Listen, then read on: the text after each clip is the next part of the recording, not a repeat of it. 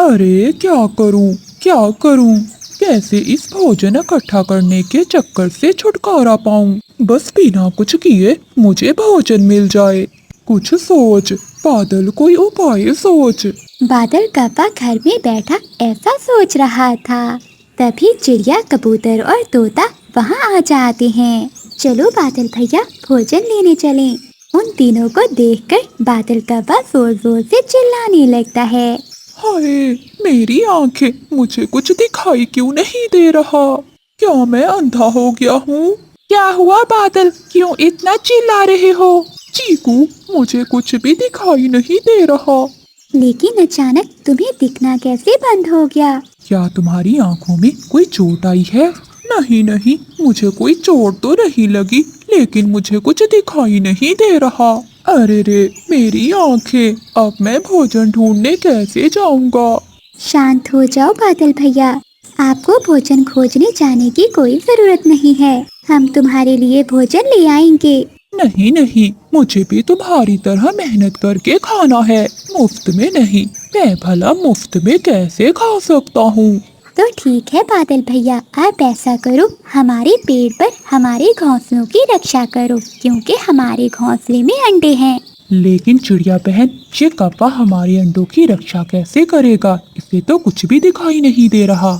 हाँ चिड़िया, भला ये हमारे घोंसलों की कैसे रक्षा करेगा और सांप से कैसे बचाएगा हमारे अंडों को? हमें तो पता है कि बादल भैया को कुछ भी दिखाई नहीं दे रहा, लेकिन उस जालिम सांप को ये थोड़ी ना मालूम है। उसे बैठे हुए देखकर सांप वहाँ नहीं आएगा। ठीक है चिड़िया बहन, अगर मुझे ये काम दोगे तो मुझे बहुत अच्छा लगेगा। ऐसे लगेगा कि मैंने मेहनत करके दाना खाया है। इस तरह सभी पक्षी वहाँ से चले जाते हैं, लेकिन वो जालिम सांप बाहर बैठा सब कुछ सुन रहा था। बहुत मजा आ जाएगा। भला ये अंधा कौवा क्या अंडों की रक्षा कर पाएगा? मैं धीरे धीरे सरकते हुए सारे अंडों को खा जाऊंगा और उस अंधे कौवे को पता भी नहीं चलेगा। जब बादल कौवा पक्षियों के घोंसलों के पास बैठा हुआ था, तो सांप चुपके से वहाँ आ जाता है। खबरदार सांप, अगर आगे बढ़ा तो अपनी चोंच से तुझे मार मार कर मार ही दूंगा। तभी बादल कौवा अपनी चोंच से सांप पर कई हमले करता है। अरे, इस कौवे को तो सब दिखाई दे रहा है। नाटकबाज कौवे, अंधा होने का नाटक कर रहा है। बादल कौवा अपनी चोंच से हमले करके सांप को नीचे गिरा देता है। शाम को जब सभी पक्षी भोजन लेकर लौटते हैं, तो बादल कौवा भोजन खाता है। चलो बादल, तुम्हें बरगद के पेड़ पर रहने वाले उल्लू वैद जी के पास लेकर चलते हैं। नहीं नहीं, इसकी कोई जरूरत नहीं है। जैसे ऊपर वाले की मर्जी, मुझे वैद जी के पास नहीं जाना। नहीं बादल भैया, शायद वैद जी की दवा से आपकी आंखें ठीक हो जाएं। हाँ बादल, चलो चलें। फिर वो तीनों पक्षी बादल कौवे को लेकर उल्लू वैद जी के पास जाते हैं। वैद जी, जरा देखें, बादल कौवे को आँखों से दिखना बंद हो गया है। मेरे पास ये बूटी का रस है। अगर ये रस आँखों में डाल दिया जाए तो अंधे को दिखाई देना शुरू हो जाएगा और जो देख सकता है वो अंधा हो जाएगा। अरे, ये दवा मेरी आँखों में डाल दी तो क्या मैं सच में अंधा हो जाऊंगा? नहीं नहीं, ऐसे भला कैसे हो सकता है? फिर उल्लू वैद चंद कतरे दबा के कौवे की आंखों में डाल देता है। अरे, मेरी आंखों में तो बहुत जलन हो रही है, मुझे कुछ भी दिखाई नहीं दे रहा। अरे, हो ही नहीं सकता, इससे तो अंधे को भी दिखाई देने लगता है। देखो, तुम इसे घर ले जाओ और एक दिन आराम करने दो, फिर ये ठीक हो जाएगा। अगली सुबह वो सब बादल कौवे को अपने घोंसले के पास बिठा देते हैं। ठीक है कौवे भैया, हम भोजन लेने जा रहे हैं, आप हमारे घोंसलों का ध्यान रखना। फिर वो सभी पक्षी वहाँ से चले जाते हैं। अरे, मेरा नाटक मुझ पर ही भारी पड़ गया, मैं सच में अंधा हो गया। सांप भी ये सारी बातें सुन लेता है और वो धीरे से घोंसलों के पास पहुँच जाता है। अरे नाटकबाज कौवे, अब तू सच में अंधा हो गया। अब बचाकर दिखा तू अंडों को। ऐसा कहते हुए वो सांप सभी पक्षियों के अंडे खा जाता है और फिर वहाँ से चला जाता है। शाम को जब सभी पक्षी वापस आते हैं तो अपने खाली घोंसलों को देखकर हैरान होते हैं। अरे हमारे अंडे कहाँ हैं? मेरे घोंसले में भी अंडे नहीं है। कहाँ गए हमारे अंडे? बोल क्यों नहीं रहे तुम कुछ? मुझे माफ कर दो पक्षियों, मेहनत ना करनी पड़े इसलिए मैंने अंधे होने का नाटक किया।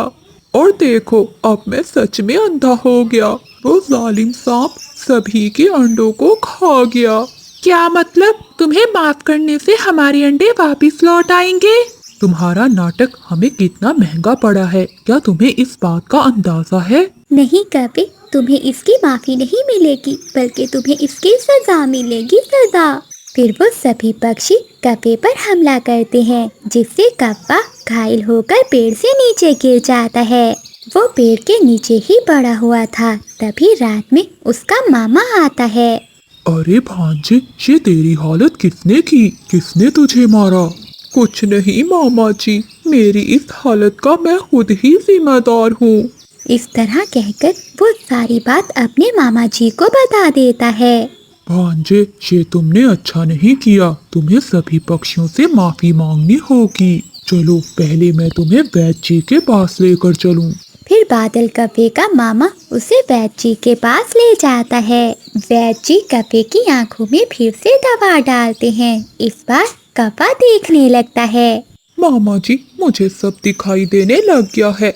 वैद्य जी, आपका बहुत बहुत धन्यवाद।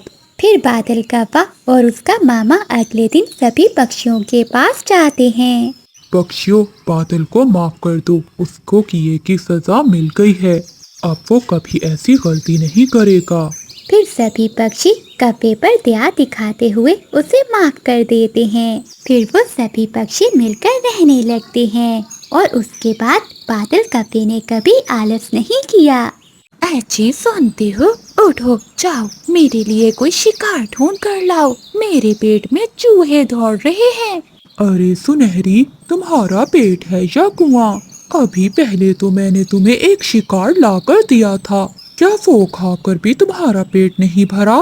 भोला जी, आपने जो शिकार ला कर दिया था वो तो मैं एक ही निवाले में चट कर गई। और क्या तुम भूल गए कि मैं पेट से हूँ? ऐसे में मुझे ज्यादा भूख लगती है। अब जल्दी से जाओ और मेरे लिए शिकार ढूंढ कर लाओ। अच्छा, जाता हूँ। ना चाहते हुए भी भोला चील शिकार के लिए अपने घर से निकल जाता है। बिजली का भी अनाज लेकर अपने घर की ओर जा रही थी। तभी उसे किसी के रोने की आवाज सुनाई देती है। पास में एक घर था जहाँ रोने की आवाजें आ रही थी। बिजली का भी वहीं जाती है। अंदर जाते ही बिजली का भी को एक कबूतरी, उसके 5 बच्चे और घोंसले में एक अंडा दिखाई देता है। अरे क्या हुआ तुझे? इतनी जोर जोर के गला फाड़ कर क्यों रो रही है? क्या नाम है तेरा? मेरा नाम बबली कबूतरी है और ये मेरे 5 बच्चे हैं। मेरे पति अनाज लेने बाहर गए थे, तभी उन्हें एक शिकारी चील ने खा लिया। मैंने आज ही ये अंडा दिया है। अब मैं अकेली इन बच्चों को और इस अंडे को नहीं पाल सकती। बबली बहन, पहले तुम रोना बंद करो। अब होनी को कौन टाल सकता है? अब तुम्हें ही इस अंडे और बच्चों का ख्याल रखना पड़ेगा। नहीं नहीं, मैं पहले ही इन 5 बच्चों को बहुत मुश्किल से संभाल रही हूँ। अब मैं इस अंडे का बोझ और नहीं संभाल सकती। मैं इस अंडे को इसी घर में छोड़कर अपने बच्चों को लेकर यहाँ से जा रही हूँ। अरे अरे, तुम कैसी माँ हो? चुपचाप इस अंडे को भी अपने साथ लेकर जाओ। अच्छा, अगर आपको इतनी ही चिंता है इस अंडे की तो आप खुद ही क्यों नहीं संभाल लेती? मैं तो अपने बच्चों को लेकर जा रही हूँ। फिर बबली कबूतरी अपने 5 बच्चों को लेकर वहाँ से चली जाती है। अरे ये मैंने क्या कर दिया? मैं क्यों आई इस घोंसले में? अच्छी भली तो मैं अपने घर जा रही थी। मैंने तो अपने पाँव पर खुद ही कुल्हाड़ी मार ली। अब तो मुझे ही इस अंडे का ख्याल रखना होगा। भोला चील शिकार की तलाश में उसी घोंसले के पास से गुजर रहा था। तभी तेज बारिश शुरू हो जाती है। अरे ये बारिश कहाँ से शुरू हो गई? अब मुझे कहीं रुकना होगा। अरे ये क्या, मुझे तो यहाँ से किसी ताजे अंडे की खुशबू आ रही है। तभी वो चील घोंसले के अंदर चला जाता है। अरे वाह, ये तो बहुत अच्छा हो गया। अंडा भी मिल गया और शिकार भी। मुझे भी बहुत भूख लगी हुई है। पहले मैं ये अंडा खा लेता हूँ और बाद में इस कौवी को मारकर अपनी पत्नी को दूंगा। चील भैया, आप इस अंडे को ना खाना। ये कोई साधारण अंडा नहीं है, ये तो एक जादुई अंडा है। जादुई अंडा? वो कैसे? अगर आप रात होने का इंतजार करोगे तो आपको एक की बजाय 2 अंडे मिलेंगे। 2 अंडे? वो कैसे? मैंने कहा ना चील भैया कि ये जादुई अंडा है। हर रात को ये अंडा अपने जादू से एक और अंडा बना देता है, इसलिए मैं तो हर रोज यहाँ आकर दूसरे अंडे को ले जाती हूँ। कौवी, क्या तुम मुझे पागल समझती हो? ये सब झूठ है। नहीं नहीं चील भैया, मैं सच कह रही हूँ। अगर रात होने तक आपको 2 अंडे ना मिले तो आप मुझे खा लेना। फिर भोला चील बिजली कौवी की बातों में आ जाता है। ठीक है कौवी, अगर रात होने पर 2 अंडे ना हुए तो तुम्हारी खैर नहीं है। अभी तो मैं जा रहा हूँ, लेकिन हाँ, रात को मैं जरूर लौटूंगा। ऐसा कहते हुए भोला चील दरवाजा बाहर से बंद करके किसी और शिकार के लिए चला जाता है।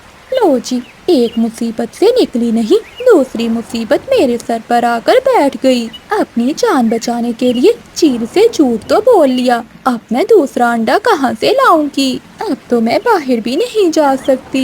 मुझे तो लग रहा है कि सुबह मैं नहीं देख पाऊंगी। हे ऊपर वाले, बचा ले मुझे। बिजली कौवी बैठी ऐसे सोच रही थी कि तभी दरवाजा खुलता है और मानो चिड़िया अंदर आती है। अरे बिजली बहन, आप यहाँ कैसे? और ये अंडा किसका है? फिर बिजली कौवी सारी बात मानो चिड़िया को बताती है। मेरी छोड़ो मानो, तुम यहाँ क्या करने आई हो? बिजली बहन, मैं अनाज की खोज में बाहर आई थी, तभी अचानक बारिश शुरू हो गई। मेरे पेट पे बहुत दर्द हो रहा था, मैं अंडा देने वाली हूँ। चिड़िया, तुमने यहाँ आकर बहुत बड़ी गलती कर दी। जब तक तुम अंडा दोगी तो वो भोला चील यहाँ आ जाएगा। इस अंडे के साथ साथ वो तुम्हारा अंडा भी ले जाएगा। मानो, चील के आने से पहले हम ये अंडा लेकर यहाँ से चलते हैं, मेरा घर पास में ही है। वो दोनों ही घर से बाहर आती हैं तो देखती हैं सामने पेड़ पर वो चील बैठा हुआ है। बिजली बहन, लगता है ये वही चील है जिसके बारे में आपने मुझे बताया है। शायद ये रात होने का इंतजार कर रहा है। अगर हम दोनों अभी यहाँ से बाहर निकली तो ये हमें अभी खा जाएगा। हमें अभी यहीं रुकना होगा। थोड़ी ही देर बाद मानो चिड़िया भी घोंसले में एक अंडा दे देती है। तभी बिजली कौवी एक योजना बनाती है और चिड़िया को बताती है। रात होते ही भोला चील घोंसले के अंदर आ जाता है। ये दरवाजा बाहर से किसने खोला और ये चिड़िया कौन है? ये मेरी सहेली मानो है, बारिश से बचने के लिए आसरा ढूंढ रही थी। चील ने देखा कि घोंसले में अब 2 अंडे हैं, वो बहुत खुश हो जाता है। अरे वाह कौवी, ये तो चमत्कार हो गया। यहाँ तो 2 अंडे हैं। हाँ हाँ, मैंने कहा था ना, मैं कभी झूठ नहीं बोलती। अब मैं जाऊँ यहाँ से? हाँ हाँ, तुम जा सकती हो, लेकिन मैं चिड़िया को नहीं जाने दूंगा। इन अंडों के साथ साथ मैं इसे भी खा जाऊंगा। हाँ हाँ चील भैया, वैसे भी ये मेरी कोई रिश्तेदार नहीं है, मैं तो जा रही हूँ। फिर बिजली कौवी घर से निकलती है और वो बाहर पेड़ के पीछे छुपकर बैठ जाती है। अरे अरे रुकिए चील भाई, आप इन अंडों को मत खाइए। तुम्हारी हिम्मत कैसे हुई मुझे रोकने की? देखिए चील भैया, अगर आप ये 2 अंडे खा लेंगे तो सुबह क्या खाएंगे? ये तो जादुई अंडे हैं, सुबह यहाँ 4 अंडे हो जाएंगे। हाँ चिड़िया, ये तो मैंने सोचा ही नहीं। तुम्हारा दिमाग तो उस काली कौवी से भी ज्यादा चलता है। अब मैं चलता हूँ, तुम इन अंडों का ख्याल रखना, मैं सुबह आऊँगा। फिर भोला चील वहाँ से चला जाता है। थोड़ी देर बाद बिजली कौवी वापिस आती है। देखा ना चिड़िया, बच गया तुम्हारा अंडा, मुझे पता था वो एक बुद्धू चील है। चलिए बिजली बहन, इससे पहले कि वो चील यहाँ आ जाए, वो दोनों अंडे उठाकर वापिस जाने ही वाली थी कि फिर से तेज बारिश शुरू हो जाती है। वो दोनों चिंता में बैठी हुई थी। भोला चील की पत्नी सुनहरी चील तेज बारिश में उड़ते उड़ते उस घोंसले के पास आ जाती है। अरे ये क्या हो रहा है? मुझे लगता है मैं अंडे देने वाली हूँ। तभी सुनहरी चील उस घर में चली जाती है। चील को देखकर मानो चिड़िया और बिजली का भी डर जाती हैं। चिड़िया बहन, लगता है हमारा अंतिम समय आ गया है। अरे पक्षियों, डरो नहीं, मैं तुम्हें कुछ नहीं कहने वाली। मैं तो अंडे देने वाली थी, बस इसीलिए यहाँ आ गई। थोड़ी ही देर में सुनहरी चील भी तो अंडे दे देती है। रात गुजर जाती है, अगली सुबह हो जाती है। पक्षियों, मुझे बहुत भूख लगी है, मैं कुछ खा कर आती हूँ, तब तक मेरे अंडों का ध्यान रखना। ऐसा कहते हुए सुनहरी चील वहाँ से चली जाती है। सुनहरी चील के जाने के बाद भूरा चील भी वहाँ आ जाता है। अरे वाह, ये अंडे तो सच में जादुई अंडे हैं और ये वाले अंडे तो पहले वाले अंडों से भी बड़े हैं। रुकिए चील भैया, मेरी बात तो सुनिए। नहीं कवि, अब मैं किसी की बात नहीं सुनूंगा। मुझे बहुत भूख लगी हुई है, पहले मैं इन बड़े अंडों को ही खाऊंगा। ऐसा कहते हुए भोला चील उन बड़े अंडों को खा लेता है। वो खा ही रहा था कि पीछे से सुनहरी चील भी आ जाती है। अरे रुको रुको, ये तुमने क्या कर दिया? बेवकूफ कहीं के। क्या हुआ सुनहरी, तुम यहाँ? मूर्ख, ये हमारे अंडे थे।